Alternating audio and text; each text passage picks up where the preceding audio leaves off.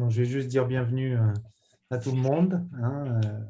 Donc, c'est la deuxième édition là, de cette série de conférences qu'on essaie de lancer avec une continuité là, sur les deux premiers exposés. Donc, Corentin Herbert vous a fait cet exposé là, qui a eu beaucoup de succès il y a un petit mois, là, où il a bien posé les choses pour ne pas plus confondre, comme le font certains, même des politiques de haut niveau, confondre météo et climat. Donc non, ça n'est pas parce que le printemps est un peu frais cette année que le réchauffement climatique est une invention des écologistes. Donc, et il nous a aussi bien expliqué ces aspects de circulation océanique, circulation atmosphérique. Donc, il a bien posé les choses. Et Freddy Boucher, aujourd'hui, que je remercie beaucoup d'avoir accepté de prendre de son temps pour intervenir dans cette séquence.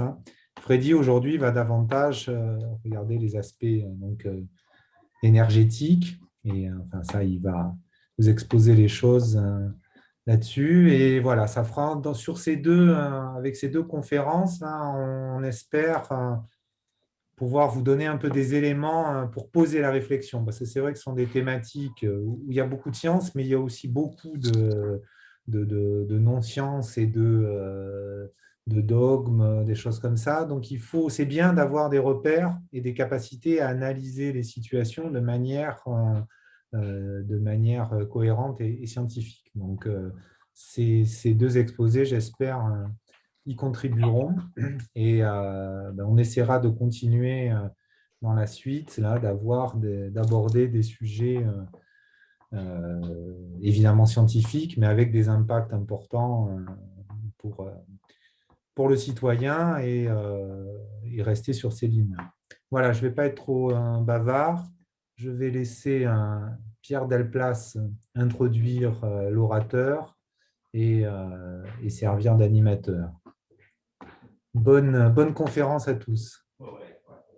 Bonjour à toutes et à tous, merci d'être au rendez-vous aujourd'hui. Donc on a le plaisir d'accueillir Freddy Boucher, qui est directeur de recherche au CNRS. Il travaille au laboratoire de physique de l'École normale supérieure de Lyon.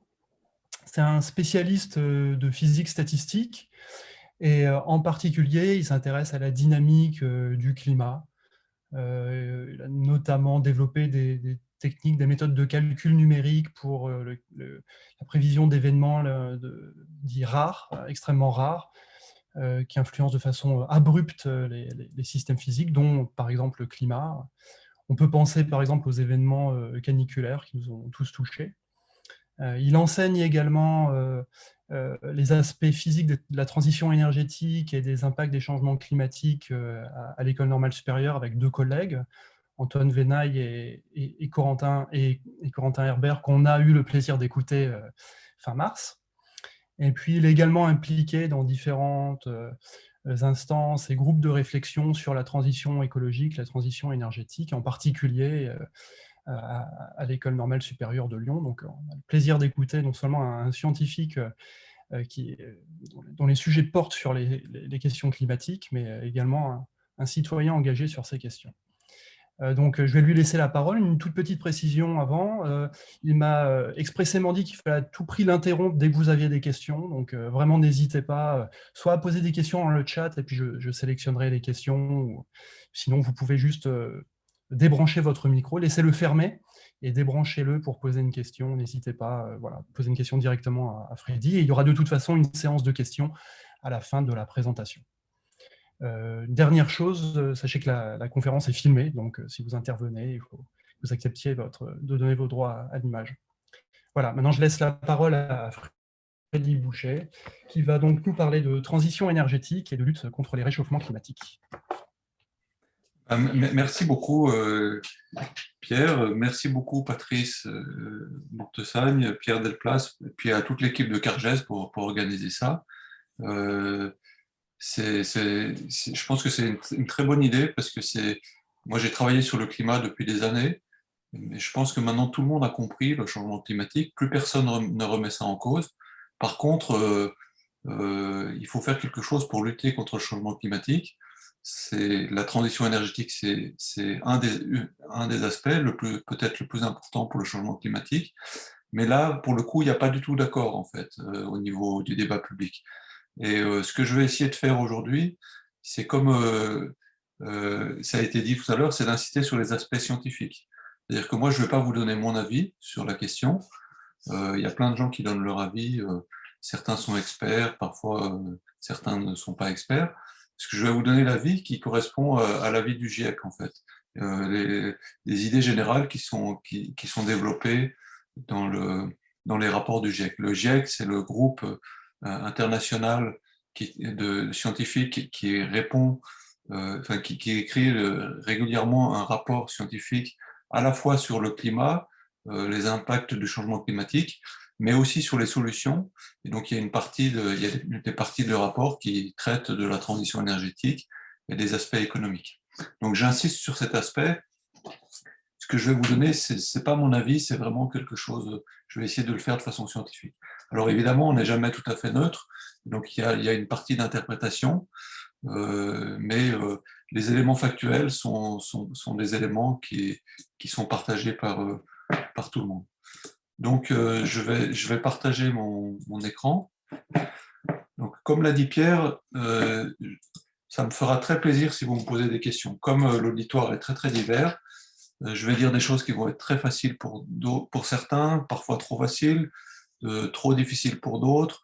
Et donc, c'est vraiment une bonne chose que tout le monde pose des questions dès que vous en sentez le besoin, dès que vous en avez envie. Donc, je vais vous parler aujourd'hui de la transition énergétique. Donc, le sous-titre, c'est comment nous allons tous ensemble complètement changer la façon dont nous produisons et dont nous consommons l'énergie dans les 30 prochaines années. Alors, je vais essayer de donner des ordres de grandeur. Et donc là, vous avez un premier ordre de grandeur, c'est 30 ans. Et je vous expliquerai après pourquoi 30 ans, d'où vient cet ordre de grandeur de 30 ans. Alors, Pierre m'a déjà présenté, merci beaucoup. Là, j'avais mis quelques points qui étaient importants pour l'exposé d'aujourd'hui. Donc, effectivement, je travaille sur la probabilité et l'impact des canicules extrêmes. On développe des algorithmes pour mieux calculer ça dans des modèles de climat. Et aussi, j'ai un étudiant en thèse qui travaille sur le lien entre le climat et la production d'énergie renouvelable.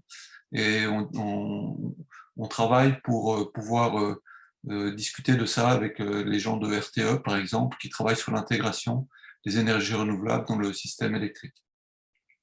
Sinon, je vais aussi être directeur d'un futur GDR, groupement de recherche, dont le but, c'est de travailler sur les nouvelles méthodologies mathématiques, physique théorique, pour résoudre les problèmes fondamentaux qui restent dans les sciences du climat. Et puis avec des collègues à l'ENS de Lyon et ailleurs en Rhône-Alpes, en particulier Laure Saint-Raymond, Arnaud Guillain, on a été mis en place quelque chose qui s'appelle l'Institut des mathématiques de la planète Terre, qui a pour but aussi de fédérer tous les gens qui travaillent, les mathématiciens, les gens qui font de la physique théorique, qui travaillent sur des problèmes liés à l'écologie en général. Et puis sinon, en plus de mon travail de scientifique, régulièrement je conseille des politiques à l'échelle de métropole ou les députés à propos des politiques de transition énergétique. Alors la première chose que je voudrais faire, c'est vous expliquer qu'est-ce que ça signifie pour moi le mot transition. Alors ici, sur cette image, vous connaissez peut-être, c'est des images qui sont classiques. Vous voyez une photo de la 5e avenue à New York en 1900. Et donc là, vous voyez tout un tas de véhicules, et tous ces véhicules sont des véhicules tirés par des chevaux, sauf un ici, qui est un véhicule à moteur qui a été encadré en rouge. Et donc là, vous voyez une photo de la même avenue 13 ans plus tard, en 1913. Et là, c'est le contraire, vous avez tous les véhicules qui sont des véhicules à essence. Et donc, une transition, pour moi, c'est ça, en fait. C'est un changement assez abrupt, assez rapide.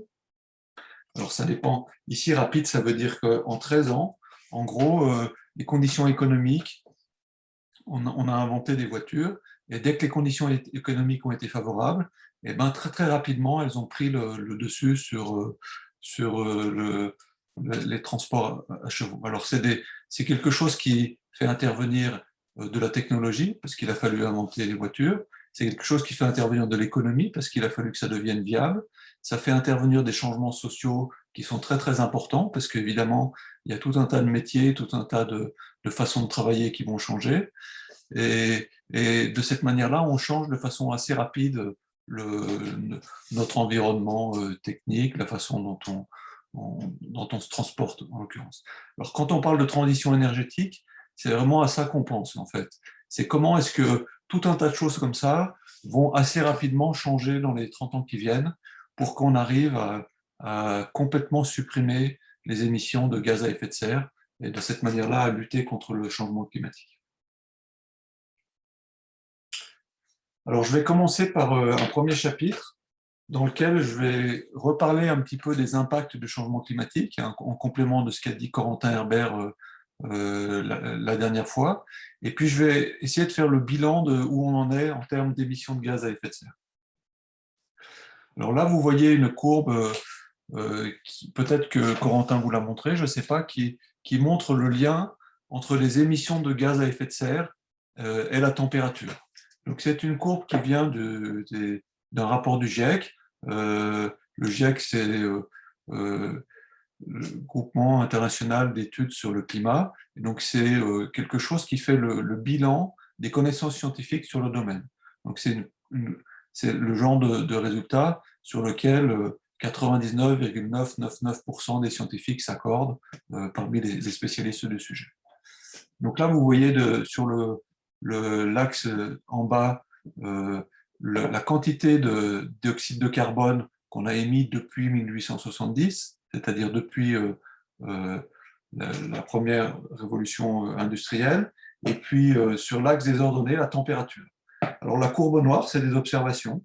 Et donc vous voyez que dans les observations, on voit que plus on met de dioxyde de carbone dans l'atmosphère, plus la température augmente.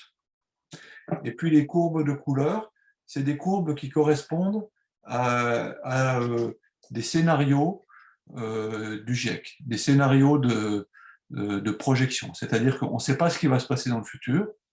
Et donc, comme on ne sait pas ce qui va se passer dans le futur, on fait différentes hypothèses. Et donc, il y a un scénario où on va émettre très très peu de dioxyde de carbone et, grâce aux politiques qu'on va mener, et un autre scénario opposé où on va en émettre beaucoup parce qu'on a laissé les choses évoluer de la même manière que maintenant. En gros, c'est ça l'idée. Il y a 4 scénarios différents. Et ce qui est remarquable sur ce graphique, c'est que toutes les courbes se superposent. La seule différence qu'il y a entre les différentes courbes, c'est la vitesse à laquelle on avance. Par exemple, sur le scénario où on émet moins de dioxyde de carbone, en 2100, on arrive à une émission totale entre 500 et 1000 gigatonnes de carbone, et ça correspond à un réchauffement global qui est de l'ordre de un peu moins de 2 degrés. Par contre, dans le scénario RCP 8.5, on suit la même courbe, mais on va beaucoup plus vite, et on arrive en 2100 à un réchauffement qui est de l'ordre de 4,5 degrés. Donc, on observe une croissance de la température qui dépend surtout des émissions cumulées de CO2 et aussi des autres gaz à effet de serre, mais en premier lieu des émissions cumulées de CO2. Et donc là, on a une notion en physique qu'on appelle la sensibilité climatique. On voudrait savoir de combien augmente le réchauffement lorsqu'on augmente la quantité de dioxyde de carbone dans l'atmosphère. Alors vous voyez qu'il y a des barres d'erreur ici et que ces barres d'erreur sont très importantes. Ceci dit, c'est tout à fait significatif et qu'il n'y a aucun doute que malgré cette incertitude, le fait de mettre du dioxyde de carbone dans l'atmosphère crée un réchauffement et que ce réchauffement va avoir des impacts très très importants. Donc c'est pour ça qu'il faut absolument arrêter ça au plus vite. Alors, pour vous donner un exemple d'impact, je vais vous parler de ce qu'on appelle la température du corps humide, c'est-à-dire c'est une température, mais où on tient aussi compte de l'humidité. Ça, c'est important parce que cette température du corps humide, ça nous donne une bien meilleure caractérisation de l'impact qu'on a sur les êtres humains de la température. Et en gros, cette température, lorsqu'elle est au-delà de 29 ou 30 degrés, eh ben, un être humain à l'extérieur ne peut pas résister très longtemps. Et donc ça veut dire que dans ces régions-là, là vous voyez cette température du corps humide, vous voyez les extrêmes, les quelques jours les plus extrêmes chaque année. Et donc vous voyez qu'on est au-dessous de 30. Et donc il y a des régions où c'est très très difficile, où il fait vraiment très très chaud. Et ça, c'est donc, vous avez reconnu le sous-continent indien avec l'Inde, le Pakistan, le Bangladesh. Alors sur cette carte, vous voyez exactement la même chose, la température du corps humide, mais vous voyez ce qui se passerait avec le scénario RCP 8.5, c'est-à-dire le pire des scénarios qui ont été envisagés tout à l'heure. Et vous voyez qu'ici, dans toutes les régions en rouge, on a une température du corps humide qui est au-delà de 31 à 32 degrés. Ça veut dire que toutes ces régions du monde-là, si on avait ce scénario-là, en 2070, elles deviendraient inhabitables plusieurs jours par an. Donc ça voudrait dire que ça signifie des mouvements de population qui sont gigantesques. Il y a des centaines de millions de personnes qui vivent dans ces régions. Et donc là, ça, c'est des événements qui, au niveau politique, social, au niveau de l'impact sur les sociétés, sont cataclysmiques. Et donc c'est ça, en fait, le pire qu'on peut s'attendre dans le siècle qui arrive en termes d'impact du changement climatique. Alors heureusement, on a tous les outils qu'il faut pour éviter ça, et on espère bien qu'on va arriver tous ensemble, à la fois au niveau social et au niveau politique, à faire en sorte qu'on n'en arrive jamais. Alors comme ces événements avec de la chaleur, les canicules, c'est ceux qui ont le plus d'impact potentiel sur les populations, avec aussi les cyclones tropicaux. On a décidé de travailler, dans mon groupe, de travailler spécifiquement sur ces canicules extrêmes. Et je ne vais pas vous expliquer le travail, mais notre travail, c'est d'améliorer les algorithmes pour étudier les canicules extrêmes dans les modèles de climat. Là, vous voyez une courbe noire qui a pris, il a fallu faire 1000 ans de calcul, enfin, il y a 1000 ans de temps physique dans un modèle de climat, et avec le même temps de calcul, on a été capable, avec cette courbe, d'estimer des événements extrêmes qui ont des amplitudes beaucoup plus fortes et qui ont des temps de retour de 10 000 ans ou de 100 000 ans. Donc on peut faire beaucoup mieux grâce à des algorithmes qu'on a mis en place. On gagne un facteur 100 à 1000 pour le temps de calcul des extrêmes dans des modèles de climat. Et donc grâce à des algorithmes du même type, on est en train d'étudier les extrêmes de production d'énergie renouvelable dans des scénarios où on aurait énormément d'énergie renouvelable intermittente pour la production électrique. Voilà, je ne vous explique pas les détails, mais c'est juste pour vous dire le type de travail qu'on fait en tant que chercheur. Alors, je reviens sur le lien qu'il y a entre le carbone et la température. Et puis, donc, étant donné qu'il y a le lien dont je vous ai parlé tout à l'heure, maintenant, on décide au niveau politique, enfin le GIEC et les COP, c'est-à-dire les rencontres intergouvernementales pour lutter contre contre le réchauffement climatique, décident ensemble d'un seuil maximal qu'on ne voudrait pas dépasser. Et donc, par exemple, le seuil qui a été décidé la dernière fois, lors de l'accord de Paris, c'est d'essayer d'arriver à un réchauffement qui ne dépasse pas 1,5 degré, et si ce n'est pas possible, de rester en tout cas en dessous de 2 degrés. Et donc, si on veut se limiter à 1,5 degré, et bien, si on regarde la courbe que je vous ai montrée avant, 1,5 degré, on lit sur cette courbe, ça nous dit la quantité totale de dioxyde de carbone qu'on peut émettre. Et donc on a ce qu'on appelle un stock de carbone qu'on peut émettre. Et donc une fois qu'on se dit qu'on n'a pas le droit d'émettre plus que cette quantité de carbone ou d'équivalent en termes de gaz à effet de serre, eh ben, on peut faire à nouveau différents scénarios qui respectent cette contrainte. Et donc là, sur cette courbe, vous voyez un ensemble de scénarios qui ont été étudiés dans les rapports du GIEC, où la propriété de tous ces scénarios, c'est que la quantité de dioxyde de carbone qui est émise d'ici la fin du siècle est fixée par cette contrainte. Donc vous voyez sur cet axe-là les années, et sur cet axe-là, combien de quantité de gigatonnes de dioxyde de carbone on émet par an. Donc en ce moment, on en émet à peu près 40 gigatonnes par an. Et donc si on veut respecter cette contrainte, eh ben, on peut par exemple suivre le scénario P1 ici, qui est le scénario probablement le plus raisonnable, pour lequel on doit très très rapidement faire chuter la quantité de dioxyde de carbone qu'on émet, et puis ensuite atteindre un plateau.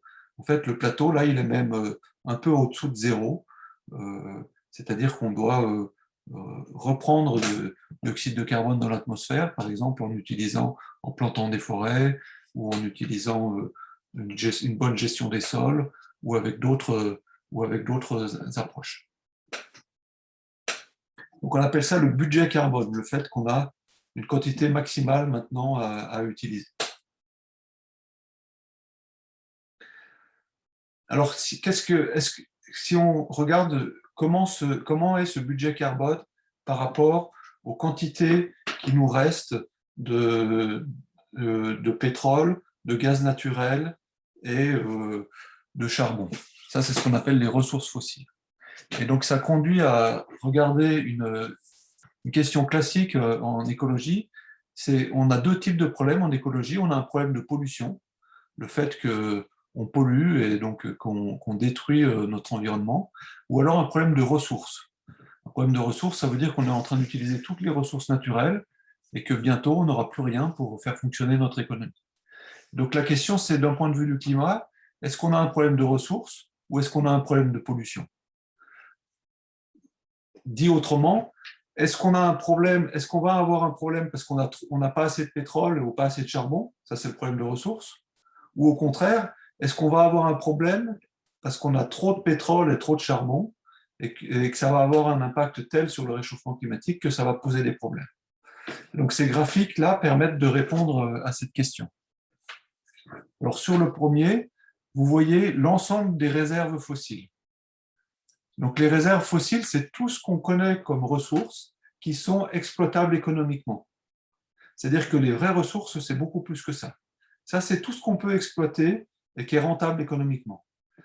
Et donc, on a 746 gigatonnes de carbone disponibles en réserve. Et le budget carbone dont je vous ai parlé auparavant, c'est 275. Ça veut dire qu'on a 3 fois plus de pétrole, de gaz et de charbon que ce qu'on a le droit d'émettre dans l'atmosphère. Donc, quand vous entendez qu'on va bientôt avoir des problèmes parce qu'on va avoir un pic pétrolier ou on va avoir plus de ressources, ça c'est une idée qui est totalement fausse. En fait, on va être obligé de garder sous terre les 2/3 des réserves qu'on a actuellement, si on veut éviter le type d'événements catastrophiques dont j'ai parlé tout à l'heure. Alors ça, c'est vrai en général pour les fossiles, mais c'est vrai aussi pour chacun d'entre eux. C'est vrai pour le pétrole, pour le gaz et pour le charbon. Par exemple, ici, vous voyez une estimation en nombre d'années. C'est une estimation un peu grossière, mais c'est juste le rapport entre les réserves et la production annuelle d'énergie fossile en 2015. Donc ça vous donne un ordre de grandeur de pour combien de temps on a encore du pétrole si on en consomme autant qu'aujourd'hui. Et donc du pétrole, on a comme réserve, on en a pour 50 ans. Et comme ressource, on en a beaucoup plus, parce que potentiellement, on peut aller en chercher ailleurs. Et c'est pareil pour les autres, c'est pareil pour le gaz, et c'est pareil pour le charbon.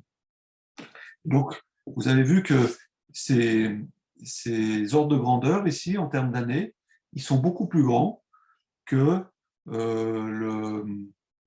l'ordre de grandeur qu'on a donné ici pour arrêter d'émettre de dioxyde de carbone qui était de 30.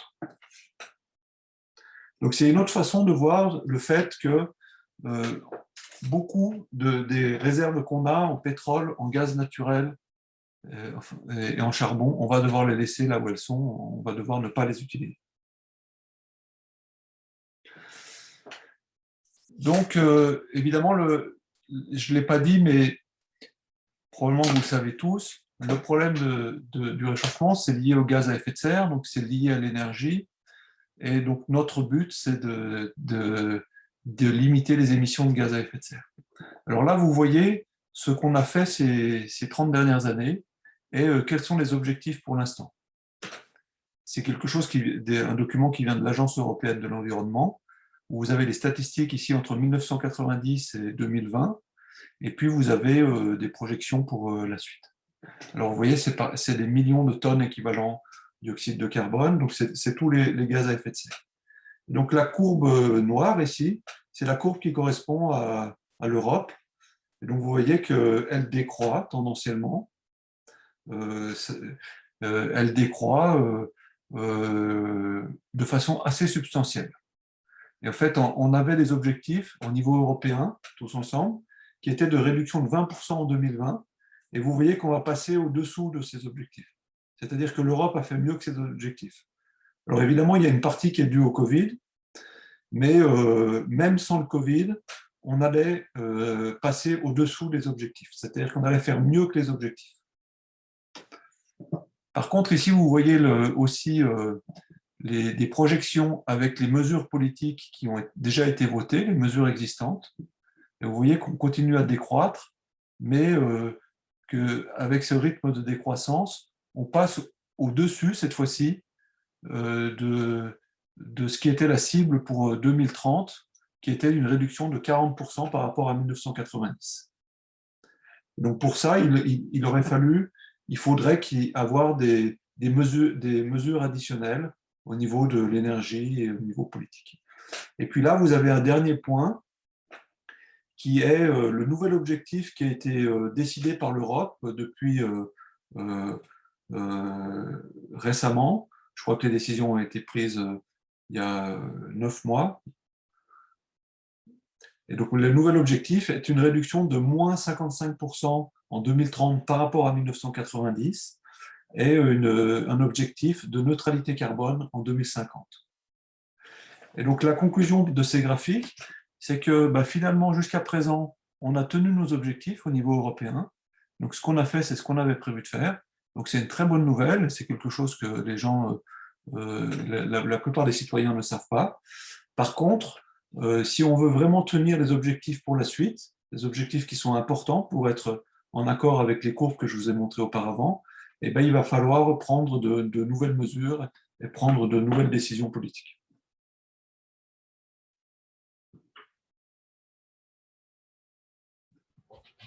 Freddy, est-ce que je peux poser une petite question sur ce que tu viens de montrer? Bien sûr, oui. Sur la baisse de cette courbe en Europe, est-ce que tu peux... En fait, ce n'est pas intuitif sur la raison pour laquelle ça baisse, parce qu'on est plus nombreux aujourd'hui en Europe qu'en 90, il y a plus de voitures en circulation, j'imagine, on prend plus souvent l'avion. J'ai plusieurs transparents où on parle de ça. Alors, je ne vais pas le faire au niveau spécifiquement européen, je vais le faire au niveau mondial. Mais du coup, peut-être au niveau européen, est-ce qu'il y a une partie qui est un peu cachée, qui fait qu'on délocalise une partie de notre activité ailleurs et que ce qu'on perd en Europe, la baisse qu'on a en Europe est compensée par une montée Alors oui, parce qu'effectivement, ici, c'est les émissions territoriales. Donc, il y a une partie, tu as raison, mais autant cette partie qui est délocalisée, elle est importante pour un pays comme la France, autant à l'échelle de l'Europe, elle n'explique pas cette baisse. En fait, la principale baisse, elle vient du fait qu'on change la façon dont on produit l'énergie. C'est-à-dire qu'on a de plus en plus d'énergie renouvelable et on a de moins en moins de production d'énergie à partir du charbon. C'est ça l'explication. Ça ne va pas assez vite, mais c'est ça l'explication première. Excusez-moi, j'ai une question. Est-ce que je peux la poser pour ce type de graphique aussi? Bien sûr, bien sûr.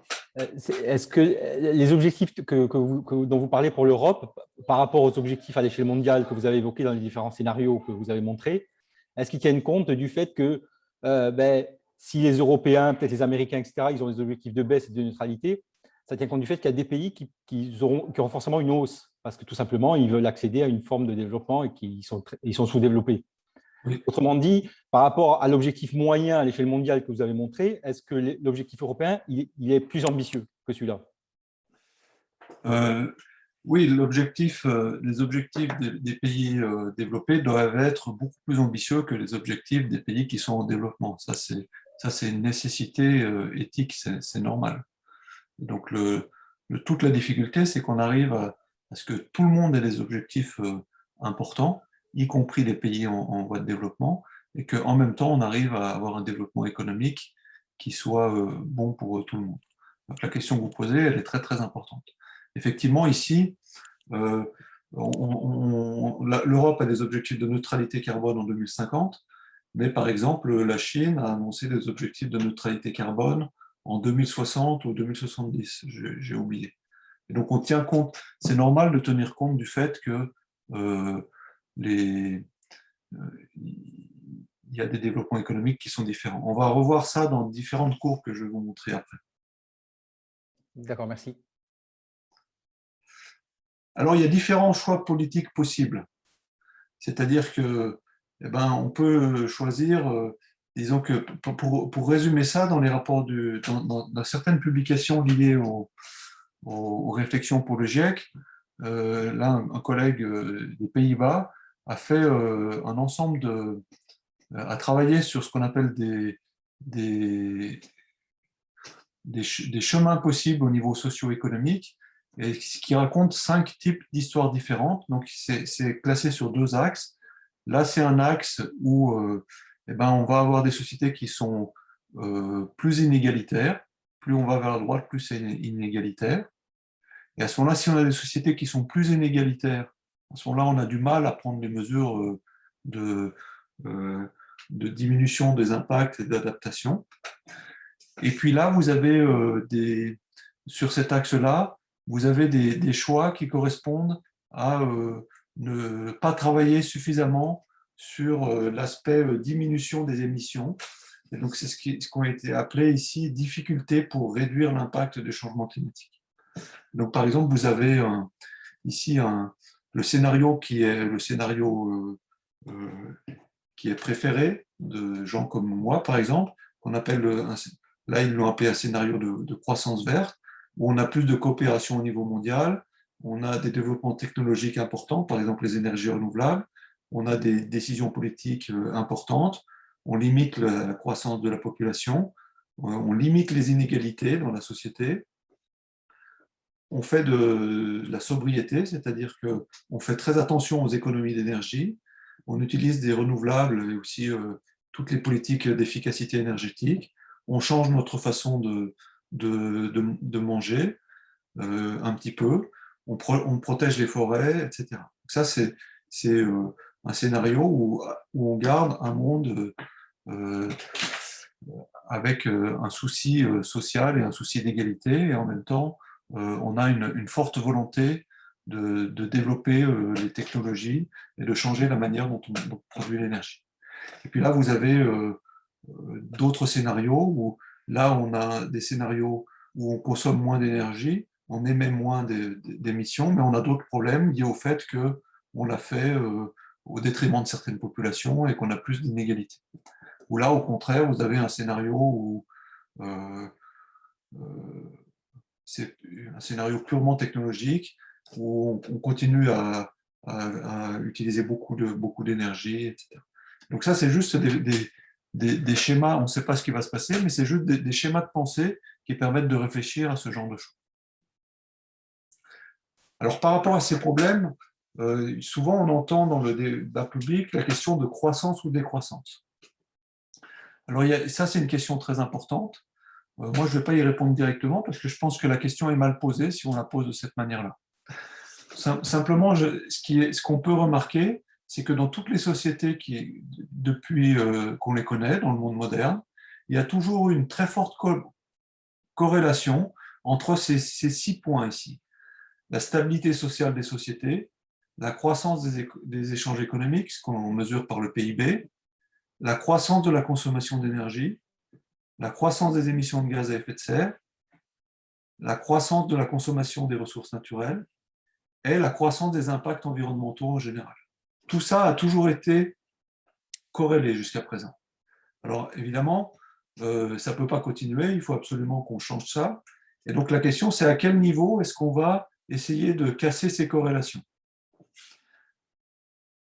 Par exemple, donc moi aujourd'hui, je ne vais pas me prononcer sur l'ensemble des questions, mais je vais vous parler surtout de ce qui se passe ici au niveau du lien entre gaz à effet de serre et énergie. En fait, c'est cette partie-là de la question qui va m'intéresser aujourd'hui. Alors, toujours par rapport à ce qu'on est en train de faire, il y a une conclusion qui résume bien la situation, qui est une conclusion d'un rapport du Programme des Nations Unies pour l'environnement en 2019. Ça, c'est les contributions déterminées au niveau national, c'est ce à quoi se sont engagés les différents États suite à l'accord de Paris. Et donc, par rapport aux décisions politiques qui ont été prises actuellement, en ce moment, nous serions en route vers un réchauffement autour de 3,2 degrés Celsius au-dessous des niveaux pré-industriels en 2100. C'est-à-dire que par rapport au scénario que je vous ai montré tout à l'heure, on est dans un scénario intermédiaire. Donc c'est à la fois une bonne et une mauvaise nouvelle. La bonne nouvelle, c'est que c'est beaucoup mieux que le scénario de 4,6 degrés sur lequel on était, sur la base duquel on était dans les années 2000. C'est-à-dire qu'il y a eu des forts progrès ces 10 ou 15 dernières années. Par contre, la mauvaise nouvelle, c'est qu'on est à 3,2 degrés de réchauffement. On est toujours très très loin de ce qui a été considéré comme raisonnable, c'est-à-dire 2 degrés, voire descendre, si possible, vers 1,5 degré. Et donc, il faut vraiment voir les aspects positifs et les aspects négatifs. Donc, la conclusion de cette première partie, c'est que, comme l'a dit Jean-François Musy tout à l'heure, c'est vraiment un problème éthique, en fait. Le problème, c'est que l'impact du réchauffement climatique, il sera beaucoup plus important sur les pays et les populations les plus pauvres. Les impacts les plus forts, ce sera vraiment pas en France, mais ailleurs. Alors que c'est majoritairement les pays les plus riches qui créent le problème du réchauffement climatique. Et puis par rapport au développement économique dans le futur, là c'est pareil, il y a des questions d'équité qu'il va falloir respecter par rapport aux pays qui sont en train de se développer. Donc il y a un problème éthique, il faut absolument en tenir compte. C'est vraiment un problème de pollution et pas un problème de ressources. On a vraiment trop de pétrole. Et il s'agit d'un problème politique assez fondamental parce qu'il y a des problèmes d'énergie, mais ce n'est pas seulement des problèmes techniques, ça met en cause pas mal de choses dans la société. Donc il faut vraiment arriver à mettre d'accord l'ensemble de la société sur un projet politique pour le futur.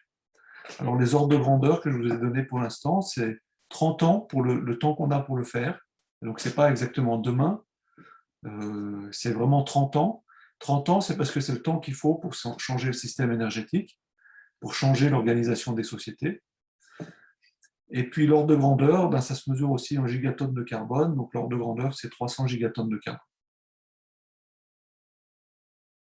Alors maintenant, je vais vous montrer les tendances actuelles pour les émissions de gaz à effet de serre et la production d'énergie.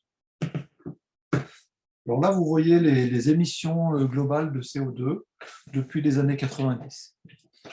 Donc vous voyez qu'il y avait une croissance qui était très très forte. On est passé de 20 à peu près 35 entre les années 1995 et les années 2010. Et la bonne nouvelle, c'est que récemment, depuis les 10 dernières années, on a une stabilisation relative. Quand on le voit sur l'échelle de 10 ans, c'est très clair. Quand on voit d'une année sur l'autre, entre 2017 et 2018, ça a augmenté un peu. Entre 2018 et 2019, ça a baissé un peu. Et donc, comme là, ce qu'on voit, c'est que ça diminue dans les pays développés, alors que ça augmente dans le reste du monde. Ça, c'est normal qu'à court terme, ça se passe de cette manière-là. Donc, c'est une bonne nouvelle relative. Alors, on peut essayer de comprendre d'où ça vient. Donc, pour ceci, les émissions de CO2, ici, elles ont été décomposées de cette manière-là. Donc, il y a l'effet de la population. Une fois qu'on a la population, on peut regarder la richesse économique divisée par la population.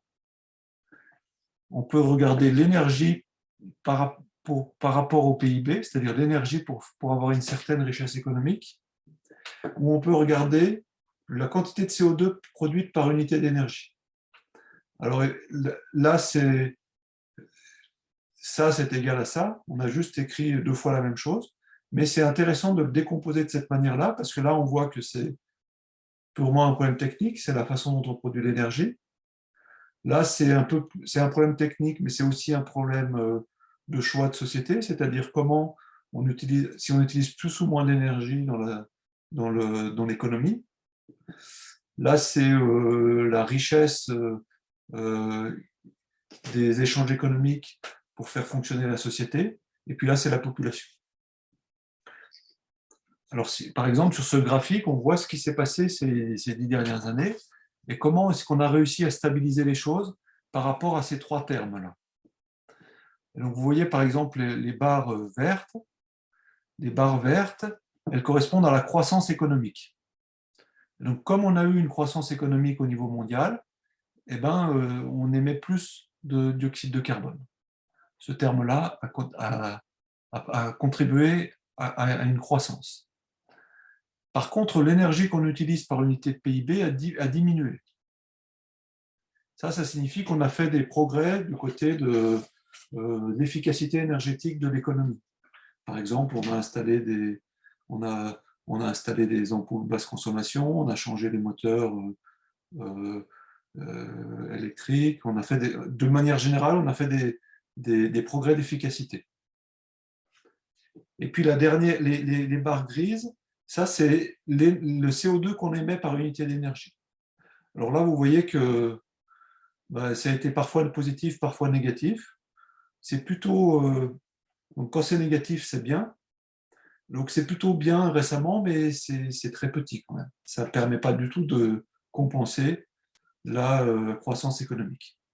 Donc la conclusion ici, c'est que depuis quelques années, les économies d'énergie, l'efficacité énergétique, compense l'effet de la croissance économique, mais que ça ne suffit pas pour faire décroître. Parce que le problème, c'est que cette courbe-là, il ne suffit pas qu'elle ait un plateau. Maintenant, il va falloir la faire décroître jusqu'à 0. Et donc, comme on va le voir par la suite, ce qui va être très, très important, c'est cette barre grise ici, c'est-à-dire comment est-ce qu'on peut faire décroître de façon très, très importante la quantité de dioxyde de carbone qui est utilisée pour produire de l'énergie. Alors, je vais passer quelques transparents.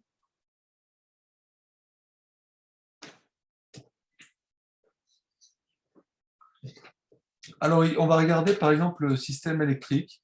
Alors, ce n'est pas toute l'énergie, le système électrique, mais c'est très très important parce que ça va être une source de décarbonation importante. Et donc, on va utiliser pour cette raison-là de plus en plus d'électricité dans l'avenir. Alors là, vous voyez les capacités de production d'électricité qui sont installées et vous voyez comment elles évoluent depuis le début des années 2000. Donc vous voyez qu'on produit de l'électricité dans le monde, essentiellement avec du charbon, du gaz naturel et du pétrole. Il y a aussi pas mal d'hydraulique. Et puis, depuis récemment, en fait, on n'avait presque rien dans les années 2000. Maintenant, ça commence à être substantiel. C'est presque autant que l'hydraulique, ou c'est plus que le pétrole pour l'électricité. On a les énergies renouvelables. Et on voit que les énergies renouvelables croissent de façon exponentielle depuis une quinzaine d'années. Et puis au milieu, vous avez le nucléaire qui joue un rôle important, c'est de l'ordre d'une dizaine de pourcents pour la production d'électricité, mais c'est quand même négligeable. Et tous les spécialistes pensent que le nucléaire va rester négligeable pour la production énergétique dans le futur ou pour la production d'électricité.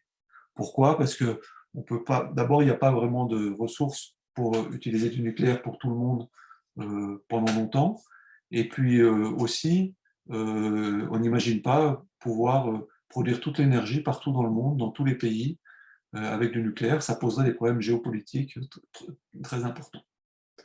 Et donc finalement, les solutions, elles sont. Le nucléaire peut jouer un rôle ou pas. C'est une question subsidiaire. La vraie question, c'est est-ce qu'on peut remplacer les fossiles qui sont ici par des renouvelables. Alors la bonne nouvelle, c'est que les énergies renouvelables sont en train de prendre le pas sur les fossiles, et ça, on le voit déjà depuis pas mal d'années. Là, vous voyez toujours pareil, la capacité de production d'électricité, mais c'est les nouvelles installations. Ça, c'est les nouvelles installations entre 2016 et 2017. Et donc là, vous voyez que les nouvelles installations, c'est essentiellement des énergies renouvelables de l'ordre des deux tiers. Un tout petit peu de nucléaire, et puis on continue encore à installer du charbon et du gaz naturel, un petit peu pour un tiers.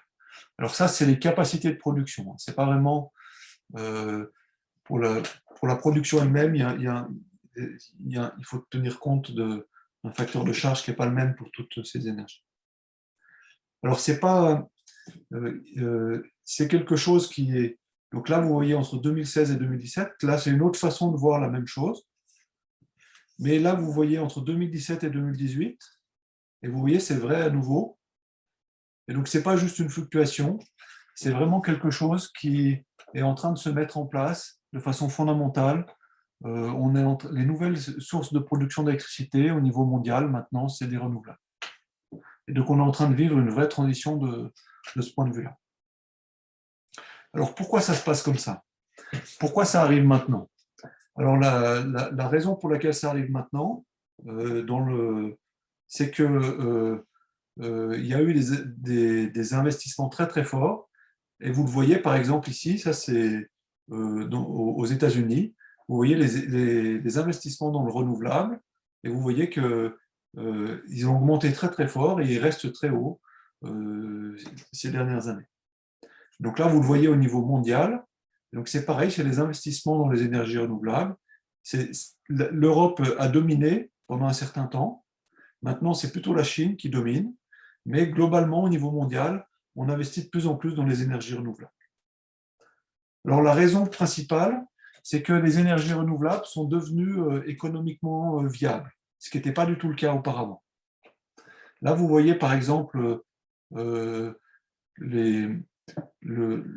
qu'on appelle le coût actualisé de la production de l'énergie, c'est-à-dire pour produire de l'énergie, quand on tient compte de tout, de l'investissement, etc., et qu'on fait une moyenne sur la durée de vie de l'installation, combien ça coûte par mégawattheure.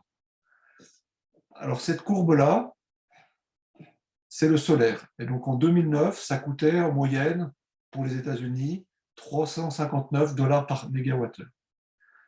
En 2017, aux États-Unis, ça coûtait $50 par mégawattheure. C'est-à-dire que ça avait été divisé par 7 en 18 ans. Donc les coûts du solaire ont été divisés par 2 tous les 3 ans à peu près. Et donc là, vous voyez le coût des autres énergies, donc l'éolien qui diminue aussi, et les autres qui restent plus ou moins stables avec le nucléaire qui augmente parce qu'on a des conditions de sécurité qui sont de plus en plus draconiennes. Et donc, ce qui s'est passé depuis 2013, c'est que les énergies renouvelables sont devenues la façon la moins chère de produire de l'électricité. Et donc, c'est ça qui explique que partout dans le monde, vous voyez, la transition, c'est la même que celle des prix. Partout dans le monde, maintenant, on installe essentiellement des énergies renouvelables. En Chine, on installe beaucoup plus d'énergie renouvelable que de centrales à charbon ou que de nucléaire. Donc ça, c'est une excellente nouvelle. Et là, vous voyez par exemple les projections de l'Agence internationale de l'énergie. Ça, c'est un graphique qui date de 2018. Et vous voyez les renouvelables solaires, vent et hydraulique. Et puis là, vous avez le reste. Et donc, vous voyez que de plus en plus, la part des renouvelables est projetée pour croître dans le futur. Là, vous avez ce qui s'est passé entre 2000 et 2016, 2017, et là, c'est ce qui est prévu avec le scénario qui correspond à ce qui se passe actuellement pour 2017-2040.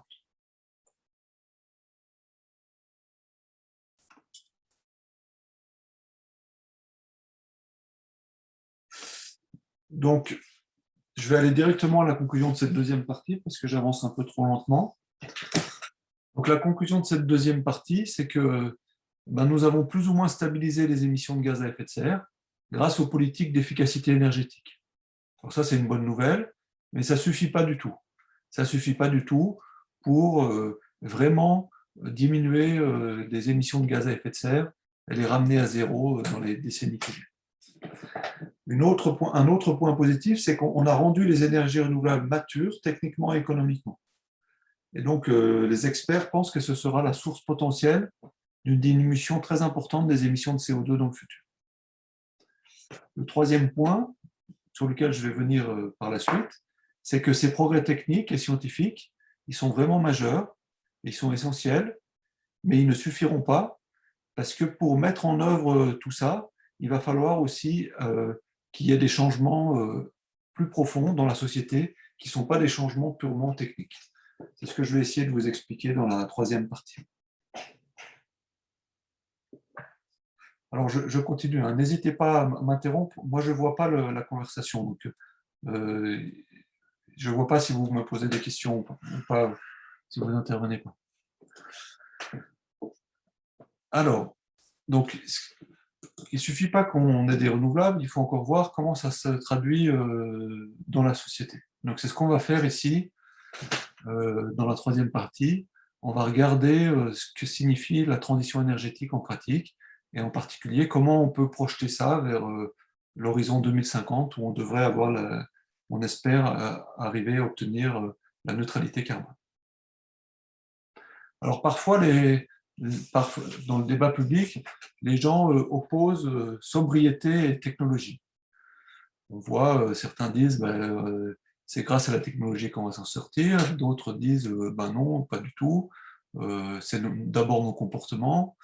Et donc, en gros, le débat caricatural, c'est bougie ou destruction de la planète, en fait. Alors là encore, comme tout à l'heure pour croissance et décroissance, la plupart des scientifiques qui travaillent sur ce sujet pensent que c'est une très mauvaise façon de poser le débat. C'est la manière dont le débat est posé au niveau politique, mais c'est une très mauvaise façon de poser le débat. Je vais essayer de vous expliquer pourquoi. La raison pour laquelle je dis ça, c'est que à cause de ces deux remarques ici. La première, c'est que tous les scénarios de transition énergétique actuels, qui sont compatibles avec la neutralité carbone et qui utilisent des techniques éprouvées, elles nécessitent une diminution importante de la consommation d'énergie. Et donc, c'est vrai qu'il faut de la sobriété, et c'est vrai qu'il faut des changements dans l'organisation de nos sociétés. Donc, ceux qui disent qu'il faut de la sobriété ont raison. La deuxième remarque, c'est que dans tous les scénarios, la technologie joue un rôle fondamental. C'est-à-dire que ceux qui disent que la technologie va être importante ont raison aussi. Et donc, il n'y a pas de raison d'opposer les deux, en fait. Il va falloir faire les deux en même temps. Il va falloir se baser sur la technologie, favoriser les développements technologiques, faire les changements qu'il faut liés à ces changements technologiques, en particulier les énergies renouvelables et d'autres choses, dans le transport, dans tout un tas d'autres problèmes. Donc, il y a vraiment, la technologie est vraiment une solution pour une partie du problème, mais ce n'est pas toute la solution. Il va falloir aussi faire preuve de sobriété, donc faire des choix importants au niveau politique. Et donc, les trois mots-clés, c'est sobriété énergétique, efficacité énergétique et changement de technologie et d'usage, les innovations technologiques. Et donc, il va falloir vraiment faire les trois en même temps. Ce n'est pas tellement utile de vouloir opposer les uns aux autres. Alors, pour rentrer un peu plus dans le détail et pour regarder la manière dont ça fonctionne, on peut faire comme font les ingénieurs, c'est-à-dire qu'on peut regarder le système énergétique de cette manière-là. Donc là, vous avez les sources d'énergie, ce qu'on appelle les sources primaires. Par exemple, vous avez les fossiles, le pétrole, le charbon, etc. Vous avez le nucléaire, qui permet de produire de l'électricité, et puis vous avez les énergies renouvelables. Et donc ça, c'est le système énergétique français tel qu'il était il y a quelques années, en 2018, je crois. Et puis là, vous avez les vecteurs énergétiques, c'est-à-dire comment on utilise cette énergie, sous forme de carburant, sous forme de gaz, sous forme d'électricité, sous forme de combustible solide, par exemple du bois ou d'autres choses qu'on fait brûler, les réseaux de chaleur, etc. Et puis là, vous avez les usages finaux, c'est-à-dire les entreprises ou les consommateurs, comment est-ce qu'ils vont utiliser l'énergie, sous forme d'électricité ou sous forme pour le transport ou pour la chaleur. Et donc le système énergétique, eh ben, c'est l'ensemble des relations entre toutes ces choses-là.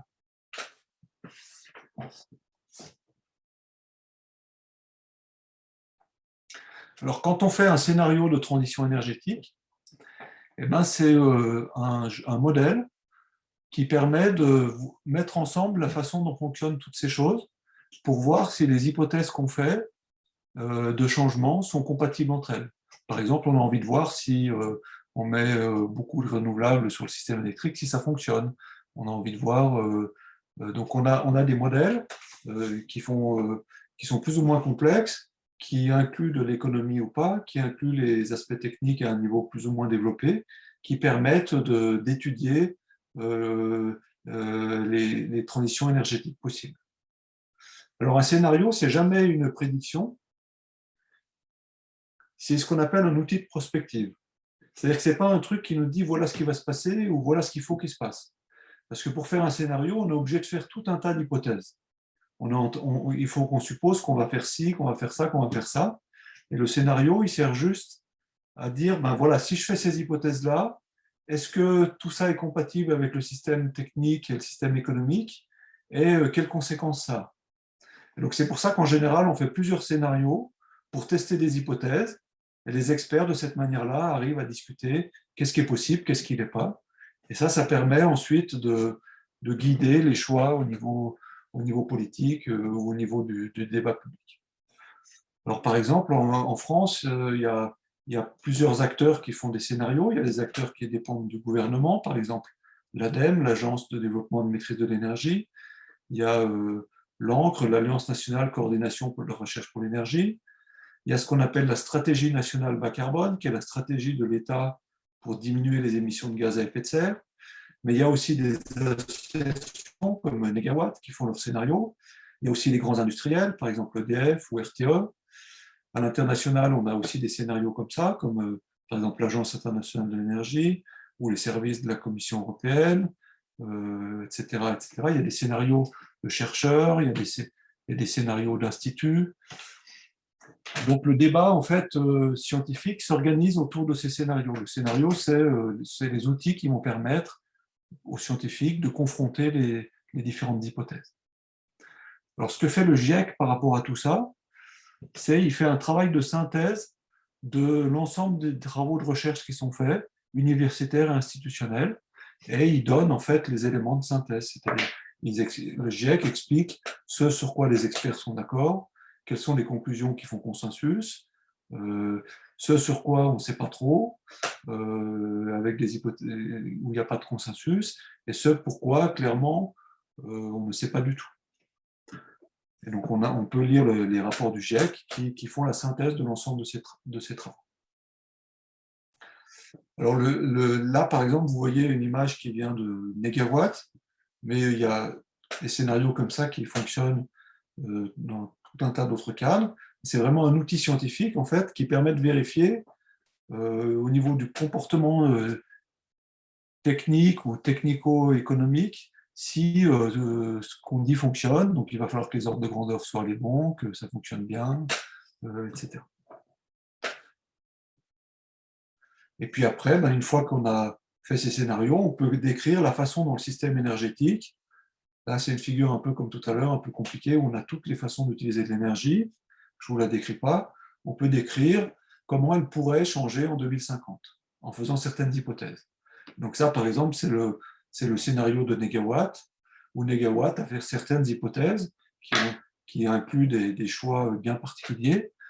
Donc si on souscrit à ces hypothèses, là, ils nous proposent une solution technique qui est viable. On n'est pas obligé de souscrire à leurs hypothèses. On peut prendre le scénario de quelqu'un d'autre qui fait différentes hypothèses. Après, il y a des choix politiques derrière. Alors, mon but, ce n'est pas de choisir entre ces scénarios. Moi, j'ai mes propres opinions, mais ce n'est pas ça que je vais vous présenter aujourd'hui.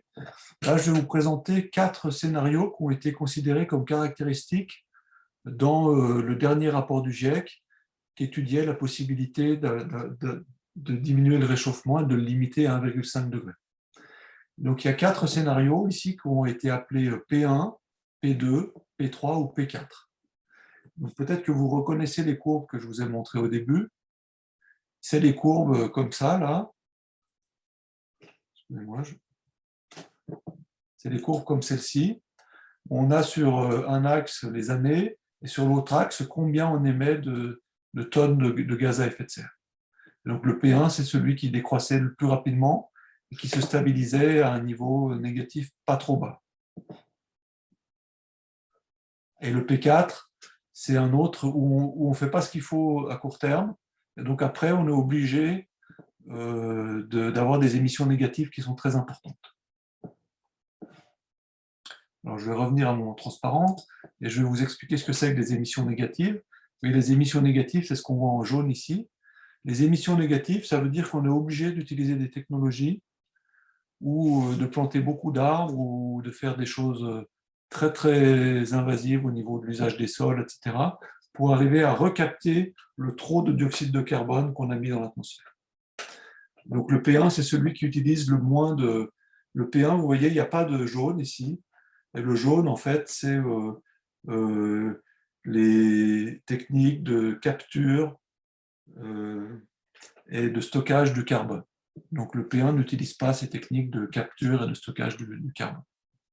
Et donc je vais me concentrer sur le scénario P1 parce que c'est celui qui est le plus fiable et le plus pertinent à mon avis, parce que ces techniques de capture et de stockage du carbone posent potentiellement des problèmes écologiques qu'on ne sait pas très bien évaluer pour l'instant. Ça, c'est un avis personnel que je vous donne ici. Est-ce que tu peux revenir au mode plein écran, Freddy? Ah oui, pardon. Merci. Alors, vous voyez, dans le rapport du GIEC, vous voyez par exemple le scénario P1, et puis là, ben, vous voyez, il y a tout un tas de chiffres où on décrit combien il y a d'énergie renouvelable, combien il y a de nucléaire, combien il y a de pétrole, etc. Alors, je ne vais pas vous décrire ça, c'est trop compliqué pour aujourd'hui, on n'a pas le temps, mais je vous ai juste fait un résumé des messages essentiels du scénario P1 du GIEC. Donc encore une fois, ce n'est pas une prédiction de ce qui va se passer, c'est juste la description d'un monde possible si jamais on fait les changements qui vont avec. Donc dans le scénario P1 ici, en 2050, à l'échelle globale, à l'échelle mondiale, on arrive à une réduction de 93% de réduction des émissions de CO2 par rapport à 2010. Et donc on a 32% de la réduction de la demande en énergie. Vous voyez, c'est ça la sobriété. Ça veut dire qu'on a dû diminuer la consommation la demande en énergie de 32% à l'échelle globale. Donc ça veut dire qu'à l'échelle de pays où on consomme déjà beaucoup d'énergie, comme chez nous, ben, il va falloir diminuer de plus, par exemple, de 50%. On a 77% de la production d'électricité qui est renouvelable dans ce scénario-là. Donc ça veut dire que les experts considèrent que d'avoir 77% d'électricité renouvelable, c'est quelque chose de raisonnable. Le charbon a été réduit de 97%, donc il a pratiquement disparu. Le pétrole a été réduit de 87%, donc il en reste un peu, mais il a pratiquement disparu aussi. Et le gaz fossile a été réduit de 74% aussi. Le nucléaire, dans ce scénario, a été multiplié par 1,5 au niveau mondial. Donc ça reste quelque chose d'important, mais marginal, en fait. Multiplié par 1,5, ça veut dire que ça reste de l'ordre de, je ne sais pas exactement combien, mais de 10 à 12% de la production d'électricité, par exemple. Les émissions de CO2 par l'agriculture ont diminué de 33%. Et donc ça implique un petit peu de changement de mode agricole et aussi des changements de consommation, par exemple moins de consommation de viande. Et dans ce scénario P1, on n'a pas besoin d'utiliser des technologies de capture et de stockage de carbone. Donc dans cette image-là, vous voyez donc on a de la sobriété, il faut diminuer la consommation d'énergie, par exemple divisé par 2 pour des pays comme les pays européens. On a 70 à 100% d'énergie renouvelable, donc ça pose des questions techniques, mais que les experts considèrent comme tout à fait raisonnables. en particulier la gestion de la variabilité pour le système électrique, comment faire l'équilibre entre l'électricité et le gaz renouvelable, utiliser de l'hydrogène renouvelable, etc. Ça demande d'électrifier pratiquement tous les transports. Électrifier, ça veut dire soit avec l'électricité comme sur la plupart des lignes comme la plupart des lignes de transport par voie ferrée ou par tram, etc. Ou alors d'utiliser des voitures électriques, soit des voitures électriques à batterie, soit des voitures électriques qui fonctionnent avec de l'hydrogène. Ça demande la disparition de pratiquement tous les carburants fossiles, c'est-à-dire qu'on n'aura plus de voitures qui marcheront avec de l'essence, et un changement du modèle agricole.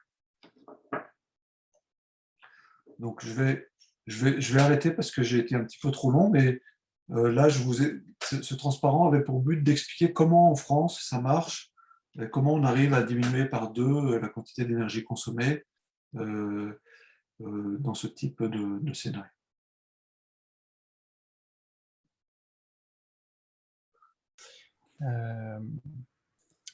J'espère que la présentation vous a plu. Merci à tous pour vos questions, c'était très vivant, c'était très sympa. Ouais, c'est nous. Moi, je te remercie beaucoup, Freddy. C'était vraiment très bien. Et puis surtout, j'espère que vous êtes tous sensibles à l'effort fait pour pas parler de choses trop techniques, donc les choses qui doivent le plus amuser Freddy dans son quotidien de chercheur, pour avoir fait passer un discours clair et je crois compréhensible. Donc, merci beaucoup. Et on gardera cette vidéo précieusement pour la mettre en ligne sur le site de l'Institut. D'ailleurs, j'ai vu qu'elle n'était pas en ligne, mais je ferai en sorte qu'elle le soit bientôt. Sur une des questions qui a été posée sur l'analyse du bilan sur cycle de vie, on avait eu il y a 2 ans une conférence très intéressante faite par Bernard Multon, qui a fait beaucoup de choses sur ces approches-là extrêmement profondes et qui est un orateur très dynamique aussi. Et on avait enregistré sa conférence et on la mettra en ligne prochainement aussi pour compléter ces aspects-là. Donc, Freddy, merci beaucoup, sincèrement. Merci à toi. Merci beaucoup.